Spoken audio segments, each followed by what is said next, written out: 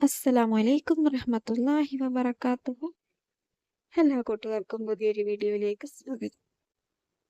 നമ്മുടെ എല്ലാവരുടെയും ജീവിതത്തിലെ ബുദ്ധിമുട്ടുകളും പ്രയാസങ്ങളും ഉള്ളവരാണല്ലേ?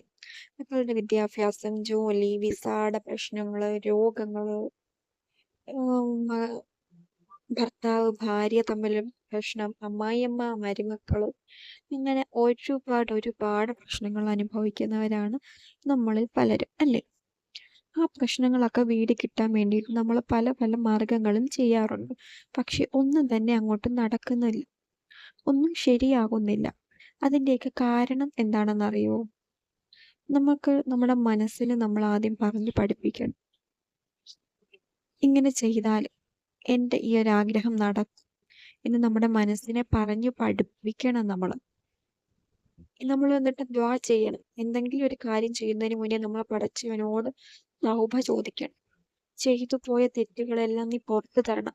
പാപമോചനത്തിന് വേണ്ടിയിട്ട് നീ ദുആ ചെയ്യണം. നമ്മളിൽ പലരും പല തെറ്റുകൾ ചെയ്തിട്ടുള്ളവരാണ്, അറിഞ്ഞും അറിയാതെയും, അല്ലേ? ആ തെറ്റുകളൊക്കെ വേണ്ടിയിട്ട് പാപമോചനം അല്ലാഹു സുബ്ഹാനഹു തആലയോട് ചോദിക്കണം. എന്നിട്ട് നമ്മുടെ ആവശ്യങ്ങളും ആഗ്രഹങ്ങളും എല്ലാം നിയത്തി വെച്ചിട്ട് നമ്മൾ ദുആ ചെയ്യുക. ഇൻഷാ അല്ലാഹ് ഉറപ്പായിട്ടും ഹൈറായിട്ടുള്ള കാര്യമാണ് എങ്കിൽ അത് സാധിച്ചു കിട്ടും. അതുകൊണ്ട് തന്നെ നമ്മളെല്ലാവരും അള്ളാഹുവിലേക്ക് കൂടുതലായിട്ട് അടുക്കുക.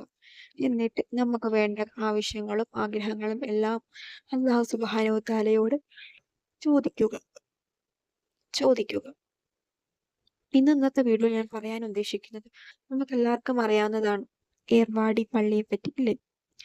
ഈ ഏർവാടി പള്ളിയിലേക്ക് ഇബ്രാഹിം ബാദുഷ, അവിടെ ഒരു മഖാമുണ്ട്. ഈ ഏർവാടി പള്ളിയിൽ ഇബ്രാഹിം ബാദുഷ ഏറ്റവും വലിയൊരു ഖബറാണ് അവിടെ, ഈ പള്ളിയില്. ആ ഉസ്താദിന്റെ പേരില് ഫാത്തിഹ 21 ഫാത്തിഹ നിയത്ത് വെച്ച് ഓതിക്കോളൂ. ഇബ്രാഹിം ബാദുഷ പേരിൽ ഇബ്രാഹിം ബാദുഷയുടെ പേരിൽ ഏർവാടിയിലെ ഇബ്രാഹിം ബാദുഷയുടെ പേരിൽ 21 ഫാത്തിഹ നിയത്ത് വെച്ച് ഓതിക്കോളൂ. ഇൻഷാ അല്ലാഹ് അല്ലാഹു സുബ്ഹാനഹു തആല ഒരിക്കലും കൈവിടുകയില്ല. നമ്മളിപ്പോൾ ഇത് ചെല്ലാനിരിക്കുമ്പോൾ ആരോടും മിണ്ടാൻ പാടില്ല. സമാധാനത്തോടുകൂടി പെട്ടെന്ന് 21 ആർക്കോ വേണ്ടി ചൊല്ലി തീർക്കാൻ പാടില്ല. നമുക്ക് വേണ്ടിയിട്ടാണ് നമ്മൾ ഇത് ഓതുന്നത്. എനിക്ക്, എൻ്റെ കുടുംബത്തിൽ, എൻ്റെ ജീവിതത്തിൽ ഹൈറും ബർക്കത്തും ഉണ്ടാവാൻ വേണ്ടിയിട്ടാണ് ഞാൻ ഇത് ചൊല്ലുന്നത് എന്നുള്ള ഒരു ദൃഢമായ വിശ്വാസം മനസ്സിൽ വേണം. അല്ലാതെ ഇന്നൊരു വീഡിയോ കണ്ടിരുന്നു, അതിലിങ്ങനെ പറഞ്ഞു ഒന്ന് ചെയ്ത് നോക്കാം, കിട്ടുന്നെങ്കിൽ കിട്ടട്ടെ എന്നൊരു ചിന്തയോടുകൂടി, അങ്ങനത്തെ ഒരു മൈൻഡോടുകൂടി ചെല്ലാതിരിക്കുക. കാരണം ചുമ്മാ നിങ്ങളുടെ സമയം കളയാവുന്നതല്ലാതെ ഒരു ഗുണവും അതിനില്ല. അതുകൊണ്ട് ഹൈറായിട്ടുള്ള കാര്യങ്ങൾക്ക് വേണ്ടിയിട്ട് ആത്മാർത്ഥമായി ചെല്ലാൻ കഴിയുമെങ്കിൽ മാത്രം ചൊല്ലും. അല്ലെങ്കിലും ഒരു കാര്യവുമില്ല അങ്ങനെ ചെല്ലി. നമുക്കും കാര്യമില്ല, നമ്മുടെ കുടുംബത്തിനും ഒരു ഉപകാരവുമില്ല. അതുകൊണ്ട് ഹൈറായിട്ടുള്ള കാര്യങ്ങൾക്ക് വേണ്ടിയിട്ട് ആത്മാർത്ഥതയോട് കൂടി ചെല്ലുക. എന്നിട്ട് അല്ലാഹു സുബ്ഹാനഹു തആലയോട് ദുആ ചെയ്യുക. ഇൻഷാ അല്ലാഹ് ഹൈറായിട്ടുള്ള കാര്യങ്ങളാണ് എങ്കിൽ അല്ലാഹു സുബ്ഹാനഹു തആല വളരെ പെട്ടെന്ന് തന്നെ അത് സാധിച്ചു തരുന്നതാണ്.